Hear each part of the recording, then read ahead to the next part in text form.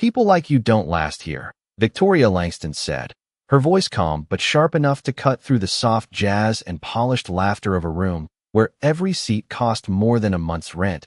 And just like that, the air changed. Glasses paused mid-lift. Conversations died mid-sentence, and every employee within earshot suddenly found something very important to stare at that wasn't her. Victoria didn't raise her voice. She never needed to. Power like hers didn't shout. It whispered and expected the world to listen. And usually, it did, because this was her domain. A private dining room perched 40 floors above Manhattan, where billion-dollar deals were signed between courses and reputations were made or quietly erased between sips of aged bourbon. At the center of it all stood Naomi Carter, the new waitress, barely 2 shifts in, dressed in a crisp black uniform that blended her into the background of gold light and glass reflections. Except she didn't move, didn't flinch, didn't drop her gaze the way the others did. And that stillness, that quiet refusal to shrink, lingered just long enough to be noticed.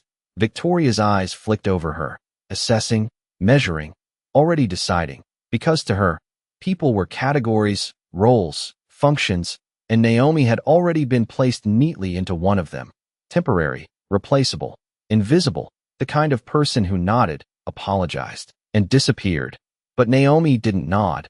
She simply held the tray steady in her hands, her posture relaxed, her expression unreadable, like she was watching something unfold rather than being part of it. And that subtle difference, that single missing reaction, felt almost like a disruption in a room built entirely on control. Around them, executives in tailored suits resumed their conversations carefully, their voices lower now, cautious, as if the moment had left a crack in the polished surface of the evening. And Victoria, sensing it, smiled, not warmly, but precisely like someone adjusting the narrative back in her favor. She turned slightly, addressing the table, making a comment about standards, about professionalism, about how some people simply weren't built for environments like this, her words wrapped in elegance but carrying the weight of something colder underneath, something practiced, something that had worked 100 times before. Naomi stepped forward when called, placing a glass exactly where it needed to be, her movements smooth, efficient, unhurried, and for a moment, it seemed like the room would reset, like the hierarchy had been re-established, like everything would continue exactly as expected. But Victoria wasn't finished, not yet, because power, real power, doesn't just exist. It performs, it tests, it proves itself again and again. And as she reached for a document at the center of the table, something shifted, a subtle setup, a quiet move in a game no one else realized had begun. And Naomi, still silent, still composed, noticed it, not with surprise, but with the kind of attention that suggested she had been noticing everything all along. And somewhere between the clink of crystal and the low hum of the city below, the balance in the room tilted, just slightly, just enough that what came next wouldn't be control, it would be exposure. Victoria did not look at Naomi when she slid the leather folder across the table, but everyone else did, because they understood what it meant, a test dressed as a task, a quiet stage set for failure. And the moment the folder stopped in front of Naomi, the tension returned, sharper this time, more deliberate. Inside were revised figures for a pending merger, numbers that would decide whether a deal worth over $200 million moved forward tonight or collapsed before dessert. And Victoria leaned back slightly, fingers resting against her glass, watching without appearing to watch. Because this was how she maintained control, she created moments where others could prove they did not belong. Naomi opened the folder slowly, her movements unhurried, as if the weight of the room did not press against her shoulders the way it did everyone else. And for a second, the only sound was the faint rustle of paper under soft lighting. To most in the room, the pages looked precise, clean, perfectly aligned with the presentation Victoria had delivered minutes earlier, but Naomi's eyes moved differently, not scanning, not rushing, but tracing, connecting, noticing what others assumed was correct. Across the table, one of the investors cleared his throat quietly, shifting in his chair, sensing something subtle but unsettled, while the CEO, Richard Langston, remained still, his gaze moving between his wife and the waitress, not yet intervening, but no longer disengaged. Victoria finally spoke, her tone smooth, controlled. Go ahead. Let us see if you can follow simple instructions. And the words landed softly. But the implication was heavy, because this was not about the task. It was about reinforcing position, about reminding everyone who belonged at the table and who served it. Naomi lifted her head slightly, her expression calm, not defensive, not eager to impress, just certain. And when she spoke, her voice did not rise, it carried, steady and clear enough to reach every corner of the room without forcing itself there. There is a discrepancy in the third projection, she said, and the sentence seemed almost too small for the reaction it triggered, because silence followed immediately, deeper than before, the kind that demanded attention. Victoria's fingers paused against her glass, just for a fraction of a second, before she let out a soft, controlled laugh, the kind meant to dismiss without directly engaging. That is not possible, she replied, her smile returning, polished and practiced. Those numbers have been reviewed multiple times, but Naomi did not lower her gaze, did not retreat. She simply turned the folder slightly, angling it toward the nearest investor, her finger resting lightly against a single line. The growth rate here assumes a condition that does not exist in the prior quarter, which means the entire forecast is overstated. She explained, not rushing, not dramatizing, just stating, and the words landed differently now, because they were not a challenge. They were a correction. The investor leaned forward instinctively, adjusting his glasses, scanning the line Naomi indicated, and the shift was immediate, subtle but undeniable, a change in posture, in attention, in belief, as others at the table followed, drawn into the detail that had just been revealed. Victoria's smile tightened, barely, almost invisible, but enough, because control relies on certainty, and certainty had just been questioned in front of the only audience that mattered. Richard Langston's expression changed then, not dramatically, but enough to signal awareness, his gaze settling on the document rather than the performance around it. And for the first time that evening, the room was no longer reacting to Victoria, it was listening to Naomi. And in that quiet transfer of attention, something far more dangerous than confrontation began to take shape. The slow unraveling of authority built not on truth, but on the assumption that no one would dare to look closely enough to challenge it. The silence did not break all at once. It shifted, like a room slowly realizing it had been listening to the wrong voice. And as the investor's eyes moved across the numbers again, more carefully this time, the faint confidence that had filled the space earlier began to thin, replaced by something quieter, more cautious. Another executive leaned in, then another, their chairs moving just slightly. Their attention no longer anchored to Victoria's presence, but drawn toward the single line Naomi had indicated, and what had started as a small correction now expanded, not through volume, but through clarity. Victoria remained still, her posture perfect, her expression composed, but her eyes sharpened, calculating, searching for control in a moment that was beginning to slip beyond her reach, because control depended on certainty, and certainty had just been interrupted by someone who was never supposed to speak. It is a minor variance, Victoria said finally, her tone even, almost, dismissive. But there was a precision to her words now, a careful selection, as if each one had to land exactly right to restore the balance. The overall projection remained sound, and for a brief second, it seemed like the room might accept that, might return to the familiar rhythm of agreement and quiet compliance. But Naomi did not step back. She did not retreat into silence. Instead, she turned one more page. Her fingers steady, her voice unchanged. It compounds, she said, not louder, but clearer. If the base assumption is incorrect, every projection that follows inherits that error. And the simplicity of the statement made it impossible to ignore, because it did not argue. It revealed. The investor closest to her exhaled slowly, a small sound, but enough to signal recognition, and then he nodded, almost to himself, before looking directly at Richard Langston, not at Victoria, and that shift, that redirection of attention, carried more weight than any raised voice ever could. Richard's gaze dropped to the document again, his brow tightening just slightly, not in anger, but in focus, in the quiet recalibration of someone realizing that what he had accepted moments ago might not hold under scrutiny. And in that realization, the hierarchy in the room tilted further. Victoria's smile remained, but it no longer reached her eyes, and for the first time, there was a pause before she spoke, not hesitation, but calculation, as if she was measuring the cost of pushing forward versus pulling back, because the room had changed, and she could feel it. Around them, the low hum of the restaurant continued, distant and irrelevant now, as if the entire floor had narrowed to this single table, this single exchange, this precise unraveling of something that had been presented as flawless. Naomi closed the folder gently, not with finality, but with intention, her posture unchanged, her presence steady, and in that moment, she was no longer invisible. She was the point around which the room had begun to turn.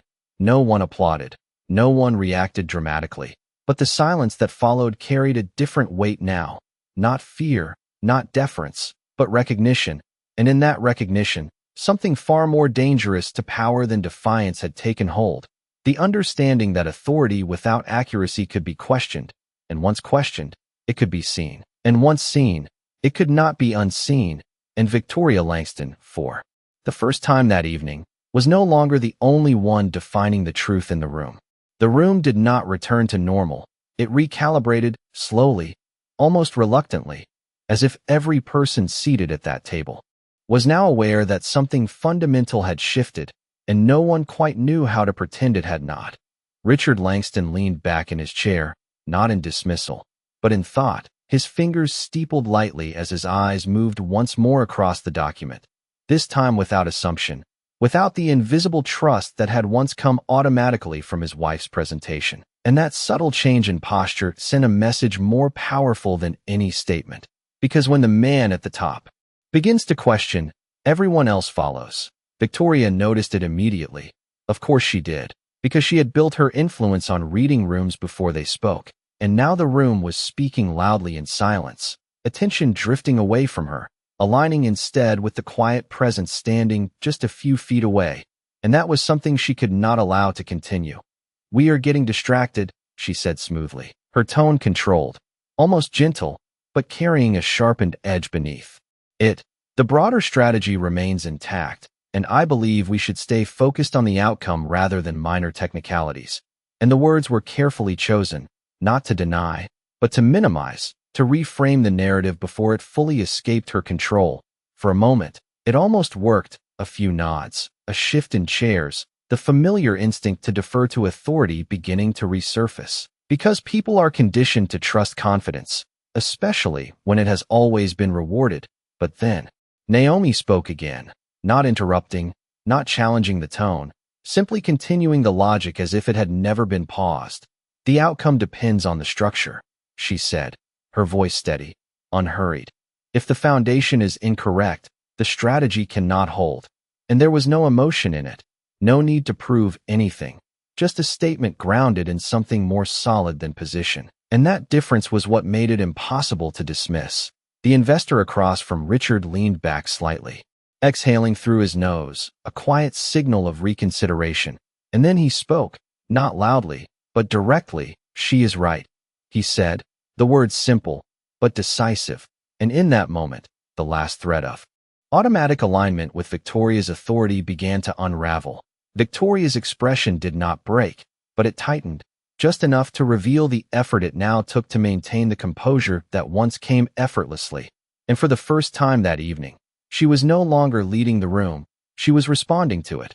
Richard's gaze shifted to Naomi then, fully, not as a passing glance, but as a deliberate acknowledgement. And there was something new in it, not just curiosity, but evaluation, as if he was seeing her not as part of the service, but as part of the conversation, and that recognition carried weight, because it redefined her position without a single formal word. Naomi did not react to it, did not lean into the attention. She simply stood there, composed, grounded, as if she had always belonged in the space where truth mattered more than hierarchy. And that quiet confidence contrasted sharply with the subtle tension now surrounding Victoria, whose control had begun to fracture not through confrontation, but through exposure. Around them, the room adjusted again, but this time the shift was undeniable. Conversations no longer orbiting Victoria's authority, but circling the accuracy Naomi had introduced. And in that movement, power did not disappear, It relocated, not to someone louder, not to someone higher in status, but to the one person who had not tried to control it at all, only reveal what had been there all along, waiting to be seen. The shift in the room did not go unnoticed by the one person who had always controlled it, and Victoria Langston understood something critical in that moment. This was no longer about a minor correction. It was about authority, about perception, about who defined reality when millions of dollars were on the table, and she could feel it slipping, not dramatically, not loudly, but steadily, like sand through fingers that had never learned to hold anything they could not command. She placed her glass down with deliberate precision, the soft sound echoing just enough to draw attention back to her. And when she spoke again, her voice carried a different tone, still composed, still elegant, but now sharpened with intent. "Let us not forget the context," she said, her gaze finally settling directly on Naomi, no longer ignoring her, no longer dismissing her presence as background noise. Complex negotiations require experience, not just observation. And the statement was crafted carefully, not an outright attack, but a reminder, a repositioning, an attempt to restore the hierarchy that had been quietly disrupted. A few heads nodded instinctively, because experience was a language they all understood, a currency that validated authority. And for a brief moment, the room hesitated, caught between logic and conditioning. Naomi did not react immediately. She did not rush to defend herself, and that pause, that absence of urgency, created space for the words to settle, for their weight to be examined. And when she finally spoke, her voice remained steady, grounded, untouched by the tension that now filled the air. "Experience does not correct a flawed premise," she said, her tone calm, almost reflective, as if she was not opposing Victoria, but simply continuing a line of thought that had already proven itself. It reinforces it if no one questions it. And the clarity of that statement did something unexpected. It did not escalate the conflict. It refined it, narrowing it down to something undeniable, something that could not be dismissed as opinion or perspective. Across the table, the investor who had spoken earlier leaned forward again, this time with intention, his fingers tapping lightly against the table as he looked directly at Victoria. "Can we verify the base assumption?" he asked, not aggressively, not confrontationally, but with a focus that made the request unavoidable. And that was the moment where the balance shifted further, because the question was no longer whether Naomi was correct, it was whether Victoria could prove she was not. Richard Langston watched closely now, his silence no longer passive, but deliberate, his attention fixed on the exchange unfolding in front of him, and there was a subtle tightening in his expression, not of anger, but of realization, because control built on perception is only as strong as the moment it is tested, and this moment was testing everything.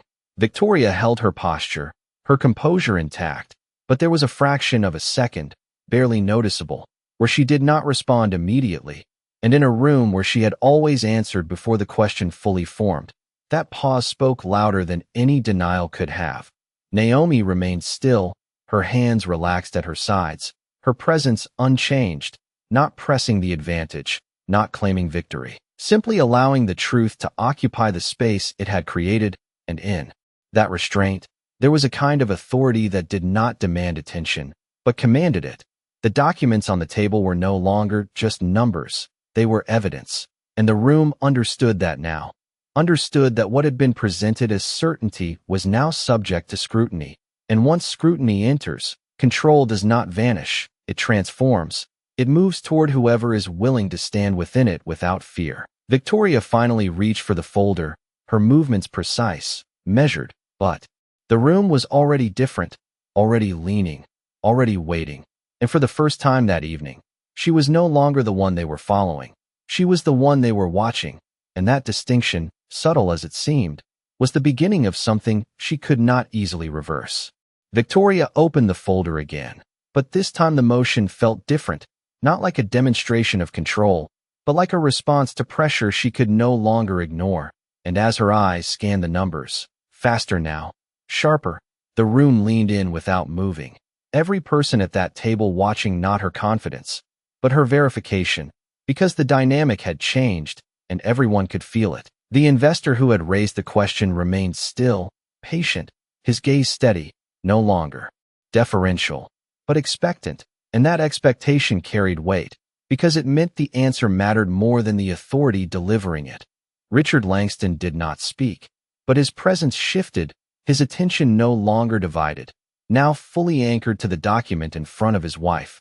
And in that quiet focus, there was something unmistakable, not doubt alone, but evaluation, the kind that does not announce itself, but decides everything.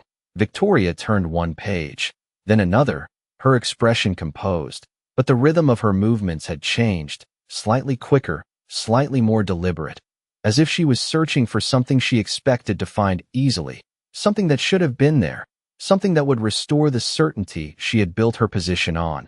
But certainty does not return simply because it is needed, and the longer the silence stretched, the heavier it became, pressing into the space between every breath, every glance, every unspoken realization forming around the table. Naomi did not move, did not speak, did not shift her posture. She simply remained where she was, grounded, as if the outcome had already been decided by the truth itself, not by who held power over it. And that stillness, that refusal to chase validation, made her presence even more difficult to ignore. Finally, Victoria closed the folder, not abruptly, but with a controlled precision that masked the shift beneath it.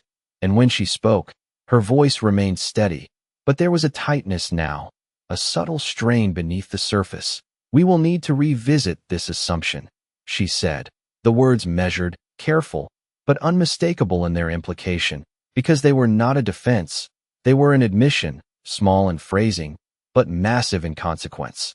The room did not react loudly.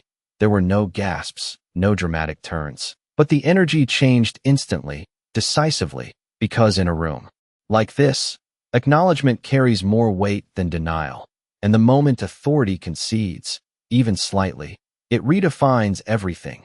The investor nodded once, slowly, not in victory, but in confirmation, and then leaned back, the tension in his posture easing just enough to signal that the conversation had moved beyond assumption and into reality. Richard Langston exhaled quietly, his fingers tapping once against the table before he spoke, not to his wife, but to the room. "Let us correct it," he said, his tone calm, but firm, and in that sentence, there was a shift of alignment, subtle, but undeniable, because he was no longer reinforcing what had been presented, he was adjusting to what had been revealed. Victoria held her composure, her posture unchanged, but the center of gravity in the room had already moved, no longer anchored to her certainty, but to the clarity Naomi had introduced, and that movement, once it happens, does not reverse easily, because people do not unsee what they have understood. Naomi lowered her gaze slightly, not in submission, but in completion, as if her role in the moment had ended the second the truth became visible, and she did not linger in it, did not claim it. She simply allowed it to stand on its own, and in doing so, she left something behind in that room that no position, no title, no reputation could fully reclaim. The undeniable proof that power built on perception alone can be undone by someone who sees clearly and chooses, in the right moment, to speak. The conversation did not resume the way it was supposed to. It shifted into something quieter, sharper, more deliberate, as if every word now carried weight it had not carried before. And for the first time that evening, Victoria Langston was no longer directing the flow. She was navigating it. She adjusted her posture slightly, the movement controlled, precise, but no longer effortless, and when she reached for her glass again, the gesture felt less like authority and more like recalibration. A moment to regain footing in a room that had quietly moved without her. Across the table, the investors exchanged brief glances, not dramatic, not obvious, but meaningful, the kind of silent communication that happens when people recognize a shift in power and begin to adjust their expectations accordingly. And in those glances, something became clear. They were no longer evaluating Naomi as a server. They were evaluating her as a variable, an unexpected factor in a negotiation that had just become far more complex. Richard Langston leaned forward slightly, his attention still anchored, his voice calm when he finally spoke. "What would you suggest?" he asked, not loudly, not formally, but directly, And the question landed differently than anything else that had been said, because it was not addressed to Victoria, it was directed at Naomi, and in that moment, the hierarchy did not just shift, it redefined itself. The room stilled again, not out of fear this time, but out of anticipation, because a question like that, from a man like Richard, was not casual, it was consequential, and everyone understood that whatever came next would matter. Naomi did not react immediately. She did not rush to answer, and that pause, once again, created space for intention, for clarity, for the absence of performance. And when she spoke, her voice remained the same, steady, grounded, untouched by the attention now centered on her.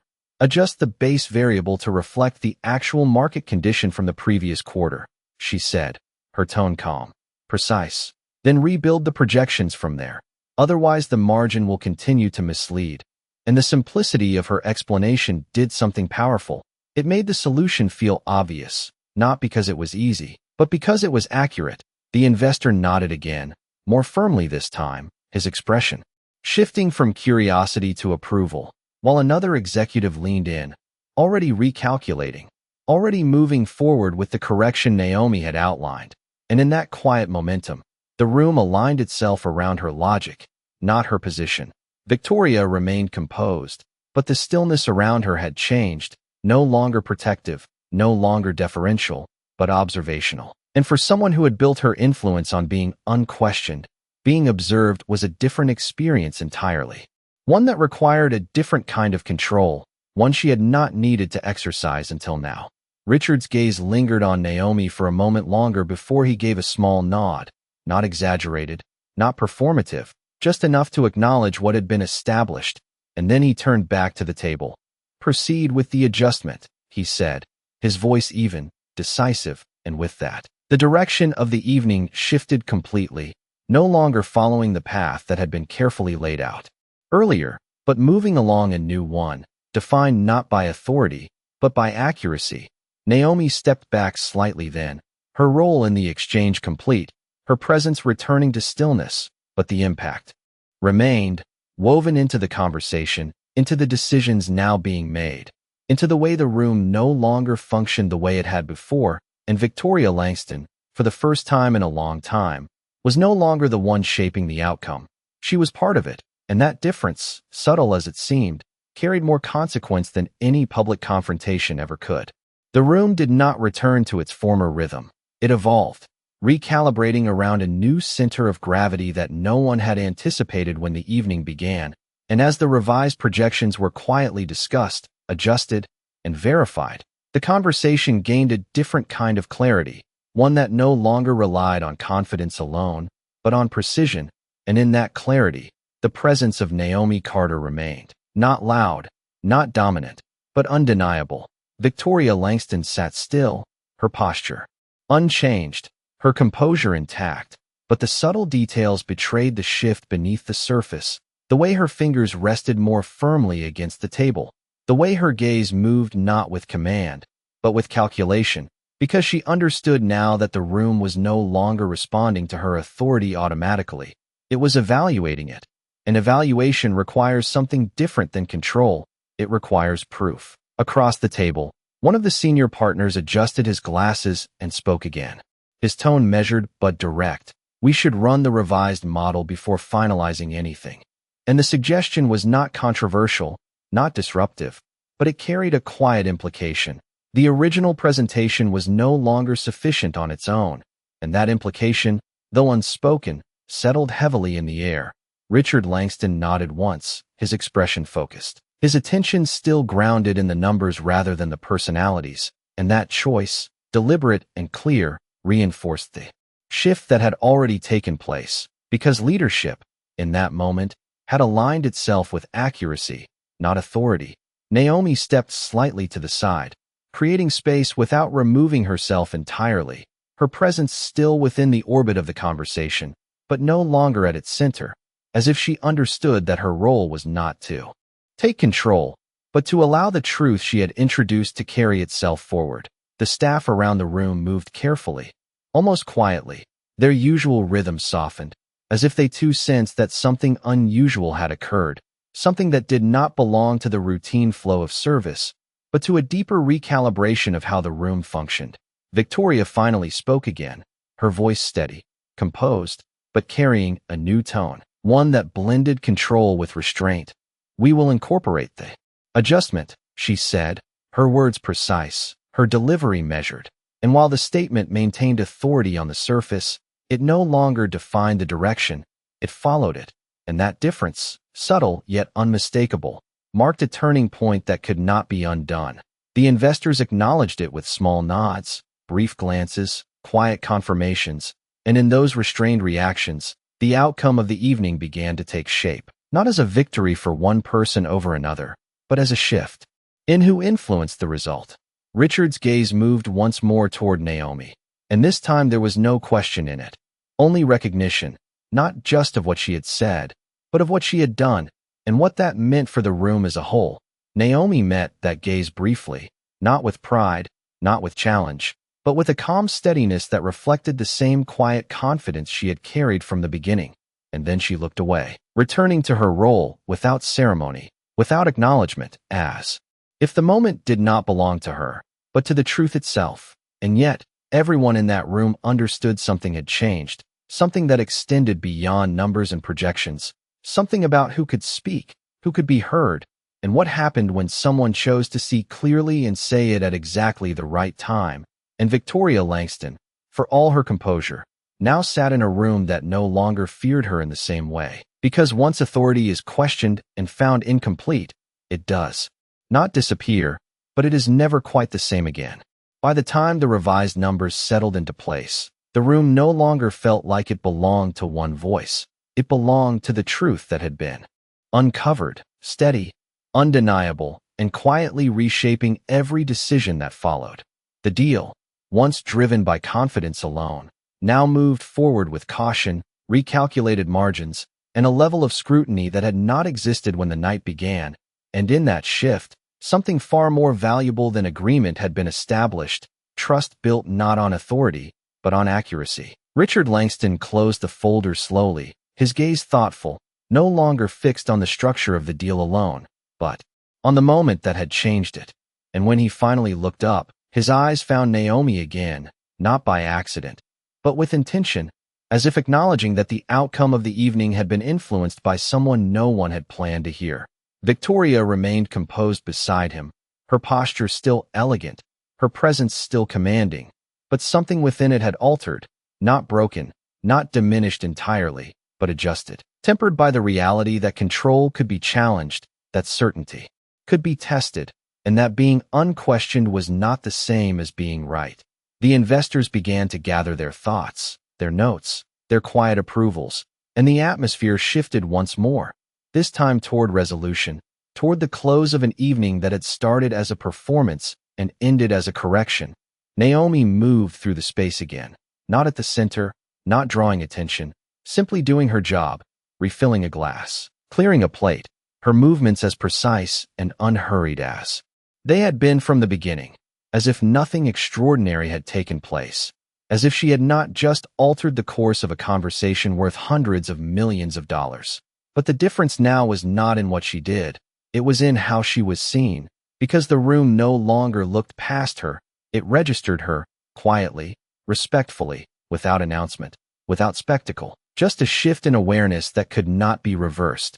As the final details were agreed upon, Richard stood, signaling the end of the meeting, and as the others followed, exchanging handshakes and measured smiles, he paused briefly near Naomi, just long enough for a moment to form, not public, not performative, but real. And in that moment, there was recognition, not of her role, but of her impact. Naomi met his gaze with the same calm steadiness, not seeking approval, not waiting for acknowledgement, simply present, and then she stepped back, allowing the flow of the room to continue without her.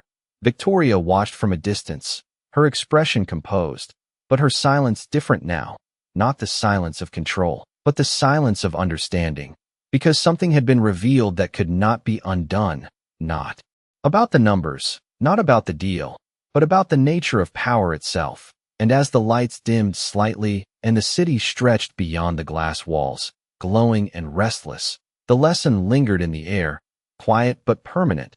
That power does not belong to the loudest voice or the highest position. It belongs, even if only for a moment, to the one who sees clearly, speaks precisely, and walks away without needing the room to prove it.